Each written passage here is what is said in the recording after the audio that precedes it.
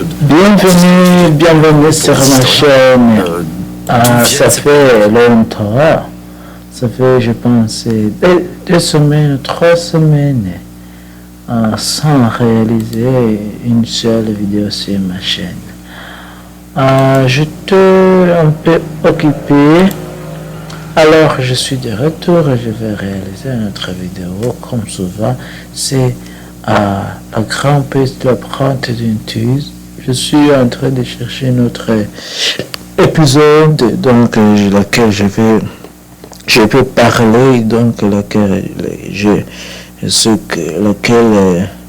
je me sens très attaché parce que c'est là. Je me sens très attaché de elle. Alors, c'est l'empreinte inutile, le premier épisode, itinéraire d'une épidémie. C'est parti. La première alerte reçue par l'OMS remonte au 31 décembre 2019. Le petit celui de top d'une pneumonie. Se situe à Wuhan. La grande presse, la première premier épisode, itinéraire d'une épidémie. Voilà, je suis à la fenêtre de cela et de ça devient normalement à 21h. Il y a la sirène de confinement qui va se mettre.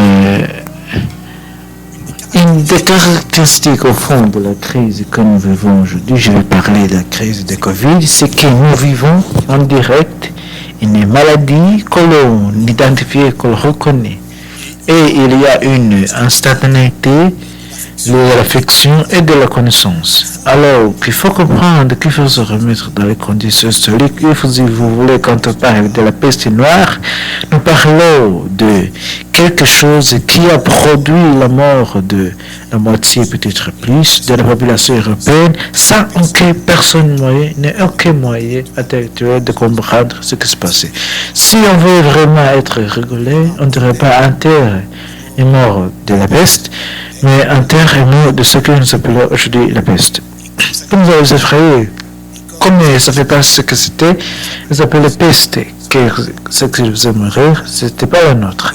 Donc, c'est ça qui est compliqué, c'est un même mot pour désigner des choses qui sont radicalement différentes, le fait de savoir et le fait de ne pas savoir. Ils ne savaient absolument pas ce qu'était la mortalité, ce qu'elle est fouchée, c'est pour ça qu'elle appelait pestis.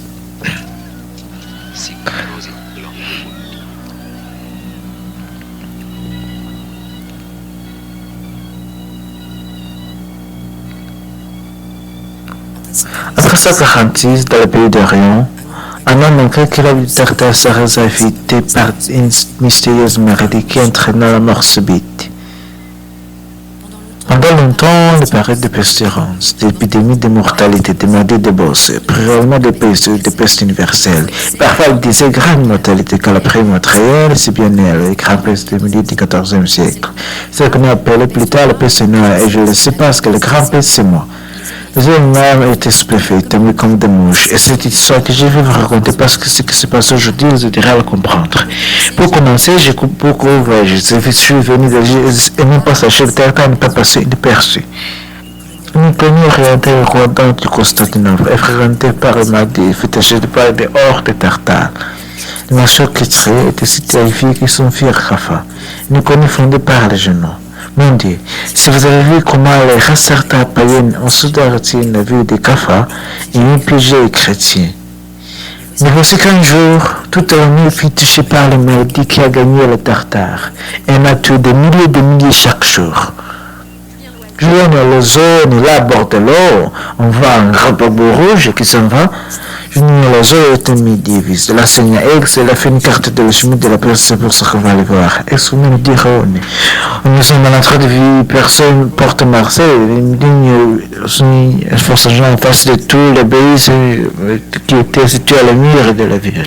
Alors le pont Marseille, venu du XIVe siècle, était encore même s'il a décliné, il est très intégré au réseau du commerce à la fois de l'Italie, du Nord, notamment du Portugal, et puis de la côte catalane. C'est là qu'en novembre 1347, des navires en provenance de Gênes introduisent pour la première fois le bassin de peste à Marseille. Alors, le bassin a suivi des itinéraires de la Vergenois depuis entraîné via le comptoir génois de l'Opéra en face de Constantinople, via Messine jusqu'au port de Gênes et ensuite dans tous les ports avec les premiers génois à Marseille.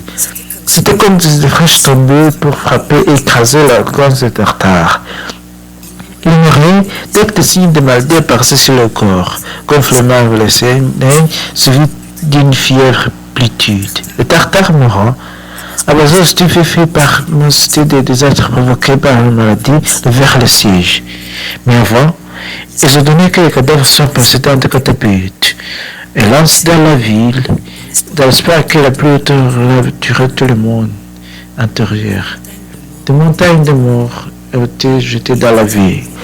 Les cassés ne pouvaient ni se cacher, ni fuir, ni s'échapper. De moins par milliers, des symptômes spectaculaires, les guerriers de musique raconter une histoire, tout pour façonner une histoire de devenir mythologique. Mais c'était simple. C'était une maladie qui se racontait à Rotterdam. Les femmes et les hommes en étaient la victime. À part le patron Chastami Davis, spécialiste de la ville, on ne va pas parce que depuis la dernière cause de la peste, et comme il fallait doute aussi effrayant, on trouvait aisément des scènes de guerre, sièges, des cafards, des catapultes, des cadavres, des prisonniers, des trafics, des bateaux, des puissances commerciales, et les colonies alors on voyait arriver le mal et la mort dans les ports. Et là justement, si on remonte cette histoire des bateaux, d'où la tient? On a essayé de réciter seul. Et ce témoignage unique du siège des Cafars, ce n'est pas vraiment un des témoignages. Guillaume de Musique, ce n'est pas été témoin de la scène qu'il raconte. C'est une reconstitution politique par quelqu'un qui est très loin du théâtre des opérations à notaire, des présences, qui cherche ou qui veut expliquer ce qu'il sait par l'image la plus frappante, plus effrayante. Ce qu'il sait, c'est que la peste vient des bateaux sous des raisons commerciaux génois en Milano. C'était qui est très probable aussi. Et bientôt, le cadavre finit puer sur l'air, empoisonné le proveniment à non. Et la plante est si écrasante qu'à peine un ciel plusieurs lieues depuis ce qui est de la mer Tartare. De plus, un homme infecté peut infecter des personnes de liées par le seul regard. Je ne dis pas que ça n'a pas existé le siège des combats des troupes mongoles. Je dis que, comme souvent en histoire, c'est la trace d'une traite qui va nous conduire vers peut-être autre chose. Et les Mongols, ils sont porteurs dans l'imaginaire occidental d'une frayeur guerrière et apocalyptique. Quand ils sont à Paris, au bord, eh bien, assimilés à Gog et Magog, qui allaient ouvrir les portes du Mongol, c'est le nom du peuple de l'Apocalypse qui va précipiter la fin des temps. C'est la peste. Donc, ce qui fait peur depuis le XIIIe siècle, c'est le Mongol. Donc, la peste vient des Mongols. D'une certaine manière, et par portage, ce qu'il y a, mais le document sur les rois que dans l'Italie, cette maladie est nouvelle et inconnue suicide. Alors, le bout de la peste de l'enfant, le bout des armées mongoles et la route des marchands qui profitent de la production. Et la Mongole a commencé, c'est par hasard, c'est une trou, ce grand comptoir commercial de Crimée, tenu depuis le XIIIe siècle par la cité de Gênes, et il se retrouve le marchand, toute l'évasion marchand partout du monde au Moyen-Âge. Mais ce sont les itinéraires à la fois des armées et des marchands qui ont conduit à la dissémination rapide de l'épidémie. Or, parmi ceux qui s'étaient échappés des cafards en bâton, il y avait quelques marins qui étaient infectés par la maladie vénéneuse.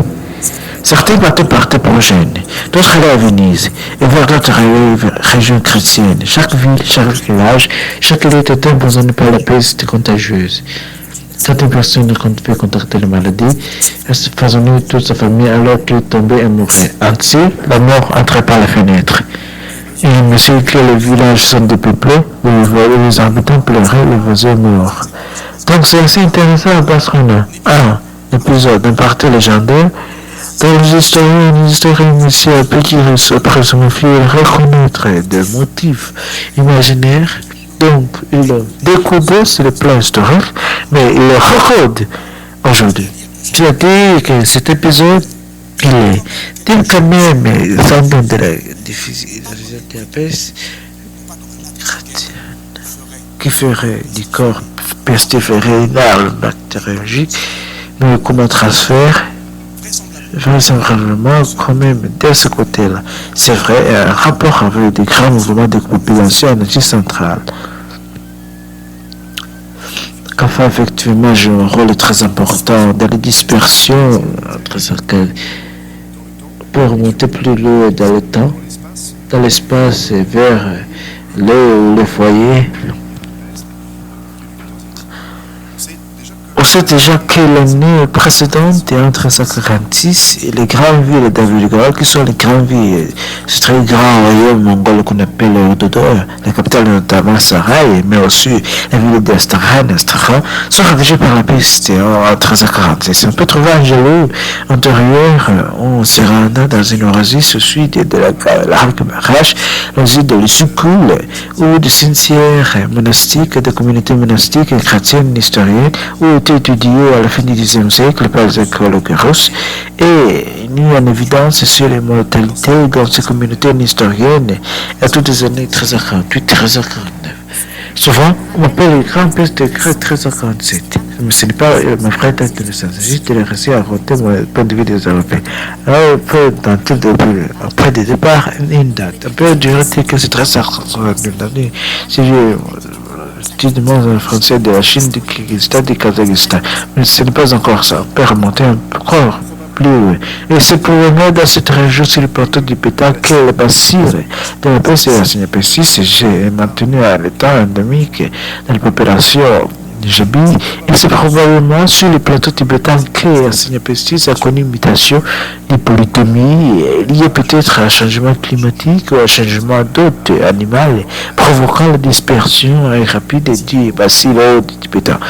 L'hypothèse tibétaine serait une question que les Mongols ont conduit les premières attaques contre la cité du Tibet des années 210. Ils ont dû faire face à des maladies inconnues, foudroyantes. Et ce qu'on a déjà là, une première apparition de la peste ancienne qu'avant la grande pandémie du 10e et 14e siècle, là aussi. Aujourd'hui, on se pose la question, j'avais dit, cosmique, l'idée, qu'est-ce qu'il y a plus précipité, ce sont des expressions qui évidemment étaient lointaines, enfin, en tout cas, on a une préoccupation dans quelques années maintenant, évidemment, depuis la crise sanitaire du Covid, mais on sait tout, on va tout savoir sur le passage, sur l'épidémie, et plus souvent, c'est un changement automatique environnemental. Donc, en fait, on était sagement sur les bateaux, en démarchant à genoux, voilà, transporté très en haut dans les étoiles, dans les rayonnements cosmiques qui va changer les conditions climatiques du monde autour du XIIIe siècle, 13e, si je veux dire, dans la paléogénomique, dans le genre pathogène et la signapestis. Au fond, ce sont tous ces échelles qu'il faut tenter de combiner pour saisir et de dire.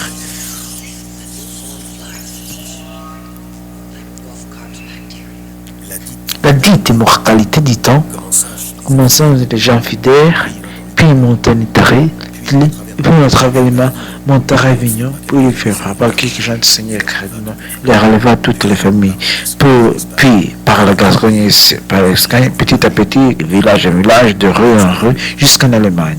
Mais il toucha moins que nous, gens de Venette.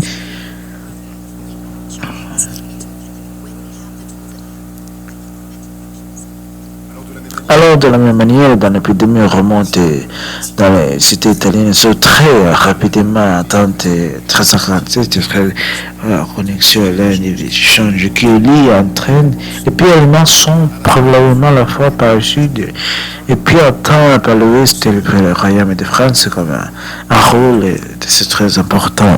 C'est intéressant, c'est vrai qu'encore une fois, la peste ne sont pas seulement les itinéraires qu'on pourrait attendre. Les Britanniques sont sans doute pas depuis Bordeaux. Bordeaux qui faisait partie du domaine de le roi d'Angleterre.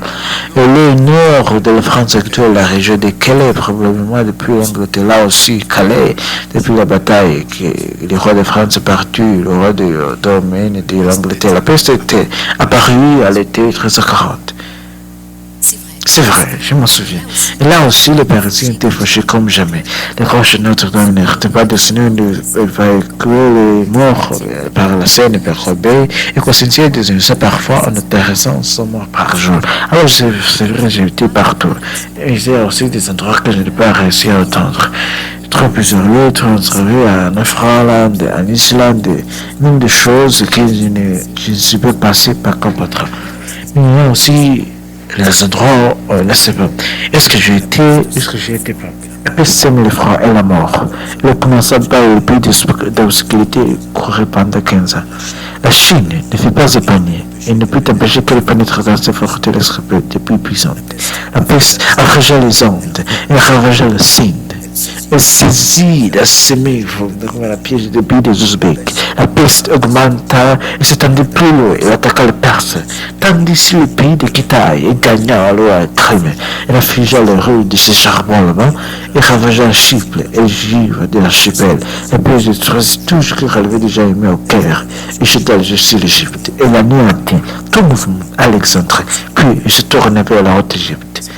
Astronomie égyptienne vient enseigner des réalités égyptiennes et mentionne le ravagage de la peste en Éthiopie et l'interconnexion des paradoxes tibétains seulement que des maillots rouges expliqueraient curieusement que ces régions étaient atteintes par la peste. En effet, les sources et les travaux de Mardora ont montré que finalement la raison pour laquelle la peste n'avait pas été mise en évidence en Éthiopie pour cette période jusqu'à présent était liée au fait que personne ne s'était vraiment posé la question. J'ai cherché l'anthropologue, archéologue et les spécialistes de l'Afrique médiévale du Ghana cherché les traces de la peste.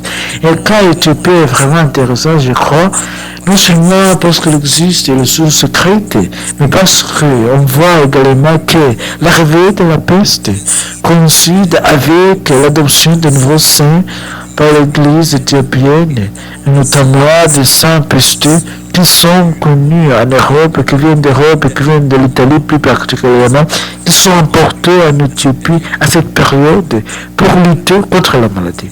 Dans un effort de spiritualité pour résister à cette maladie.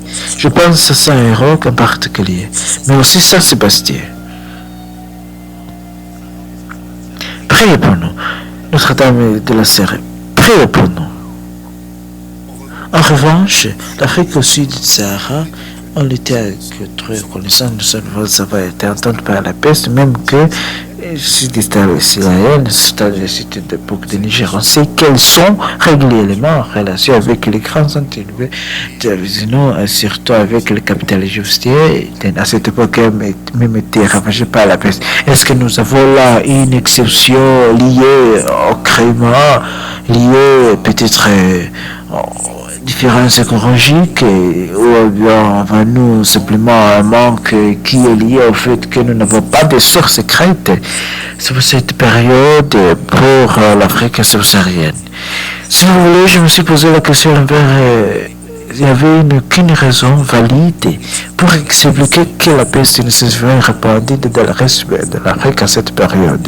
Je n'ai déduit que la maladie avait peut-être impacté l'Afrique subsaharienne, mais qu'en effet on avait un problème d'invisibilité de cette crise liée à l'absence de sources traditionnelles que l'on utilise pour la peste. Et du coup, l'utilité de se tourner vers d'autres sources.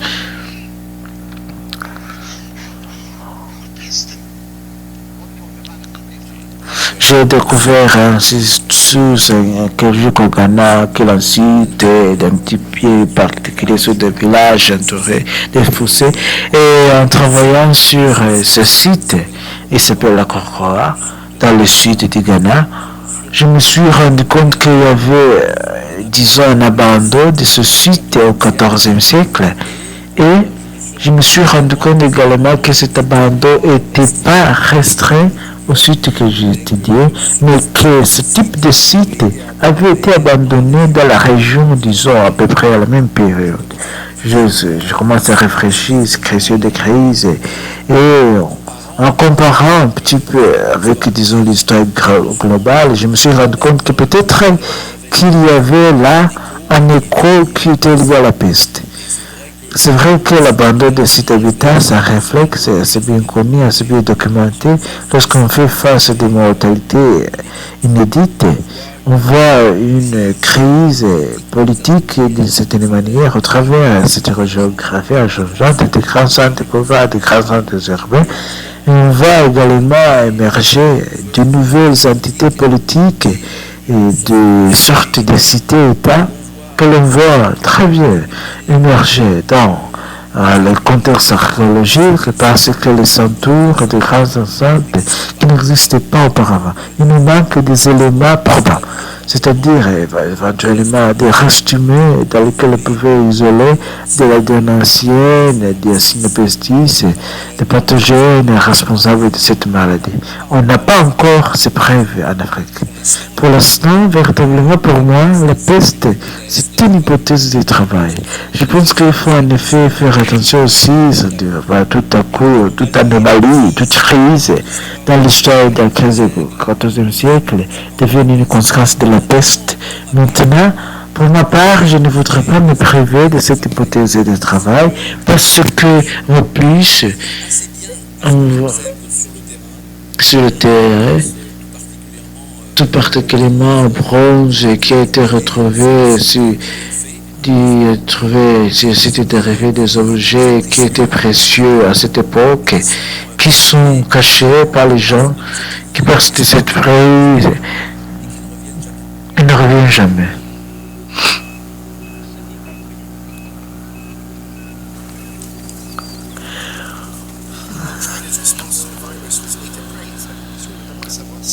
J'ai l'occasion de savoir quand si la Chine était tentée par la peste, la Chine, donc quand ils sont tentés même la peste, les problèmes posés parfois les choses arabes, c'est-à-dire que effectivement des destructions d'épidémies dans les années 1340, mais c'est-à-dire que des mentions génériques d'épidémies, et là les sources secrètes ne donnent pas l'argument suffisant pour conclure à une diffusion effective des pandémies de peste en Chine dans ces années 1340.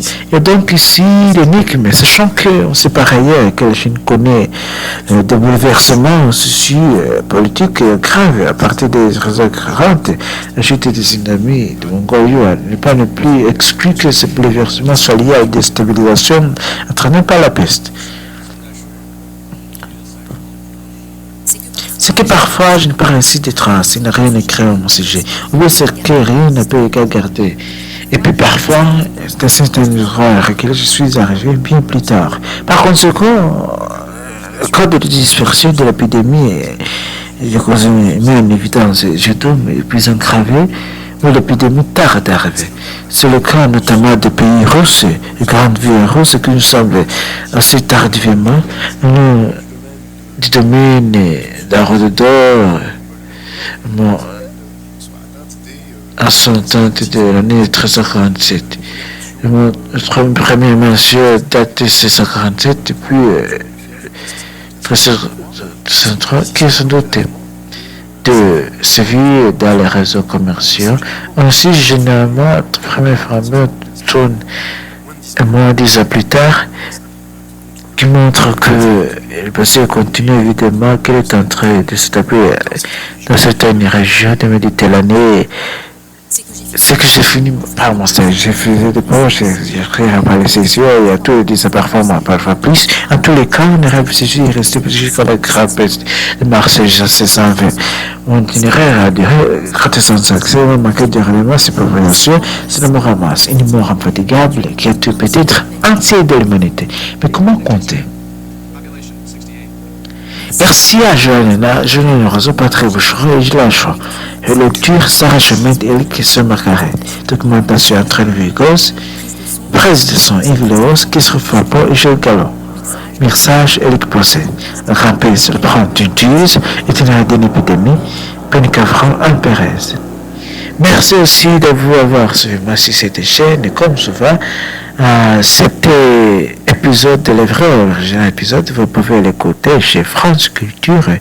La grande paix sur le premier épisode, c'était ça.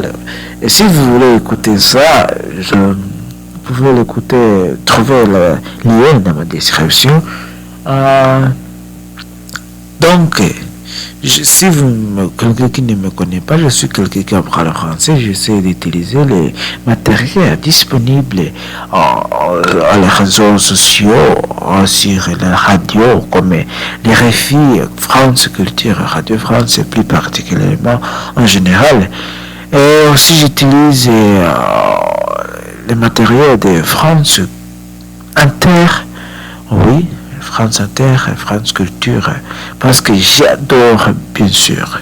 Je me sens très attaché avec la grande peste parce que moi, j'ai fini mes études dans la santé, alors je me sens très attaché avec ces grandes pestes parce que aussi, je vais donc continuer mes études de maîtrise dans